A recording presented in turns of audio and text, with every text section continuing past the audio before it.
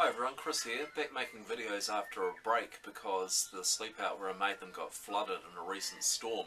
I got a couple of inches of water through the place and luckily no records were damaged, although I did lose a couple of great music books. But anyway, what I wanted to do in this video is focus on some records that I'm playing in Accounting the B-Sides podcast. So the B-Sides podcasts are where I look at some of the oddities and obscurities and obsessions in my music collection. So I'm really into kind of Kiwiana, Kiwi kitsch, novelty records, that kind of thing. And so playing some of those, and I had a really great pickup of some of those records recently when I was down in Dunedin at the Lines of Flight Festival. The Regent Theatre Anything But a Book sale had a whole bunch of records, all for $1, and I got a whole lot of things here, and I'm playing a lot of those on the podcast. So this isn't the normal kind of indie, alternative, noise, kind of rock avenue that I explore of Kiwi music. This is definitely, in fact, when I was showing someone all these records, they said, who on earth would buy those? Well, me. And who on earth would make them? I suppose it's something that doesn't happen so much nowadays, that we don't press up physical releases as readily. So we'll show you what I got, and if you're admiring the shirt, I picked this up on Record Store Day on my travels, saw it at a roadside stall, so pretty happy with this too. So let's start off with what's playing now. This one didn't actually come from the Regent Theatre, but I picked it up on the same Dunedin trip. The Brian Hand's Concert Orchestra, Melody of the Birds on Viking's Seven Seas. So this is kind of, it's a weird record, easy listening, instrumentals overdubbed with New Zealand bird song, often quite loudly and incongruously with the music. I've been looking for it for a while, so thrilled to find that. Some of the Viking Seven Seas stuff has been recently, well, not reissued, but old copies of this, mint copies, have been found and are available for sale through Marbex, including another record by the Brian Hand's Concert Orchestra, but unfortunately not with this one, with the bird song, Melody of the Birds.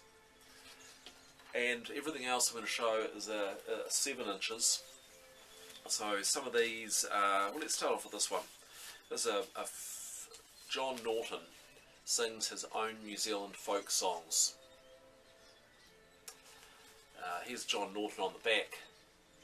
Blonde, bespectacled, a goofy grin, and his acoustic guitar. I picked this one up, well, I was a buck, it was at the Regent Theatre, and I couldn't go past the cover, but it also includes Great Barrier Isle. I've got a thing about collecting songs about New Zealand places and locations. This is, this will be from the early 60s on Kiwi Records. Staying in that kind of folk vein, Rod Derritt, the Rugby Racing and Beer EP. Here's Rod on the back. Again, bespectacled with a goofy grin and an acoustic guitar. Rod did a whole lot of kind of comedy, parody songs, usually about the New Zealand character, like this one here. So we've got songs like Rugby Racing and Beer and 6 O'Clock Swill, which is what is portrayed on the cover and is what I played on the podcast. Also by Rod Derritt is, again, another parody comedy song on Zodiac, The Kiwi Train, talking about his dissatisfaction with the levels, the level of service and standards on New Zealand Railway in the 1960s. And staying on that railway, that's the railway idea, songs of the railway. This one's actually commissioned by New Zealand Railways. So this is on Seven Seas Viking as well. Yeah, Viking. What this is Simon Morris. He's known to a lot of New Zealanders because he hosts a popular radio show on RNZ National called Matinee Idol, does film reviews on the same station, but in the 70s he was playing in the folk rock scene and through into the 80s, and here he's been commissioned to sing the song I played. Here we go, Making New Zealand One Country, New Zealand Railways. He plays Riding High. There's also a take on Rawhide on here, which has been reworded as Rolling, Rolling, Rolling, Rolling Rail Freight.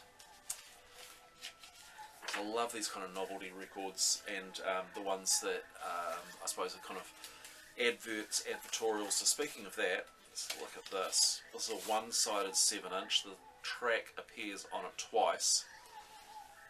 Oak stands for everything. And the lyrics go, Oak stands for everything, good enough for you.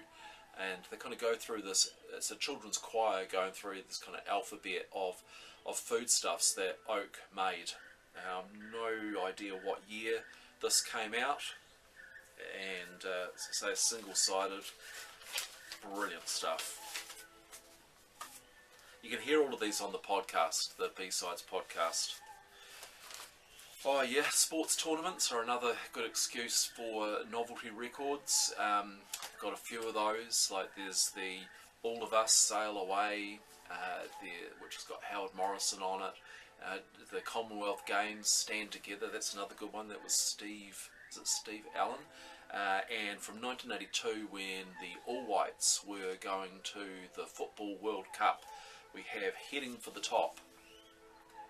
The All White squad and special guest star Ray Wolf singing Heading for the Top, which was penned by Carl Doy.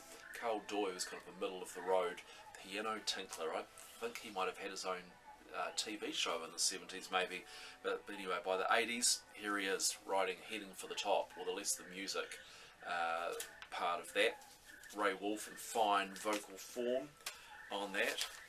I also picked up a couple of other things. I like songs about New Zealand politicians or featuring New Zealand politicians, and so this next one is a replacement copy or an upgrade of something I've already got.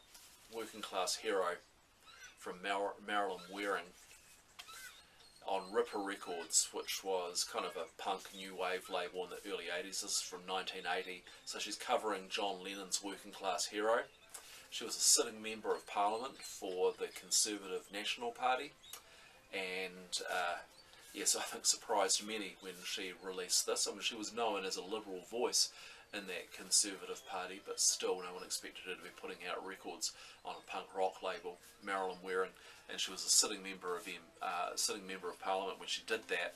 I think I've got a few records which feature New Zealand politicians or about them, but I think this is one of only two where the MP was still sitting at the time. The other one might be I can't remember the name of the band, but Mike Moore is featured on it doing the words of Taumara Nui, kind of does a spoken word delivery of that, and I think he might have been in Parliament when that came out.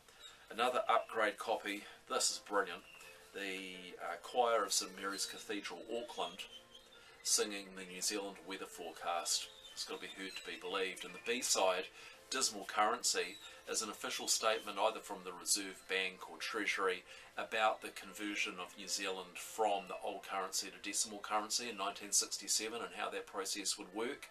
Again, sung in a choral style by the St Mary's Cathedral Choir. And yeah, great cover artwork on there as well. So yeah, those are a handful or a selection of the things that I play on that podcast, and filling out some of that Kiwiana part of my collection, and you can hear more of those. The B-sides ones, podcasts I can just do periodically, but you can catch up on all of that stuff on facebook.com/countingthebeat. Cheers.